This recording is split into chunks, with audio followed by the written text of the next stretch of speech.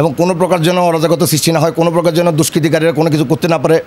সুন্দরভাবে জিনিসটা হইলে তাহলে ভালো হইতো। যদি সরকারকে যে প্রপোজালটা দিয়েছিল, যারা ছাত্র আন্দোলনে যারা প্রস্তাব দিয়েছিল, তাদের যেটা জিনিসটা মানলে তাহলে সরকারটা ভালো থাকতো, তাহলে মতো দেশ থেকে যেতে হইতো না। এবং এত শহীদের রক্তের বিনিময়ে আজকে আমরা যেটা পেলাম আসলে খুব বেদনাদায়ক অবস্থা।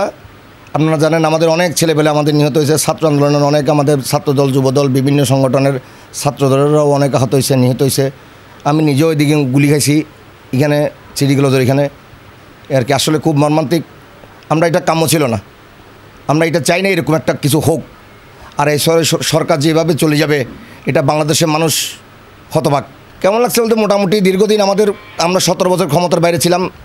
যা আমাদের নেত্রী দেশনেত্রী বেগম খালেদা জিয়া কারাবন্দী ছিল, এখন আমাদের নেত্রী মুক্তি হয়েছে এবং আমাদের বাংলাদেশের যত ছাত্র দলের নেতাকর্মী এবং ছাত্ররা গ্রেপ্তার হয়েছে তাদেরকে আগামীকাল সব কারাগার থেকে তাদেরকে মুক্তি দিয়েছে। আসলে খুব ভালো লাগতেছে।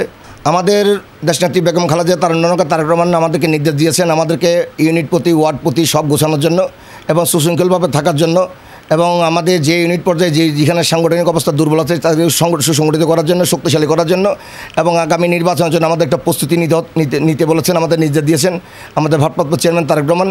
এবং আমাদের নির্দেশ দিয়েছেন যে বাংলাদেশে আমাদের চিটাগাংয়ে যতগুলো থানা আছে, মন্দির আছে, গির্জা আছে, পেগোডা আছে, ইস্কন মন্দির আছে, ওগুলো আমাদেরকে সেফ দেওয়ার জন্য আমাদেরকে নির্দেশ দিয়েছেন। ওগুলোকে আমরা সেফ দিচ্ছি এবং কোনো প্রকার যেন অরাজকতা সৃষ্টি না হয়, কোনো প্রকার যেন দুষ্কৃতিকারীরা কোনো কিছু করতে না পারে।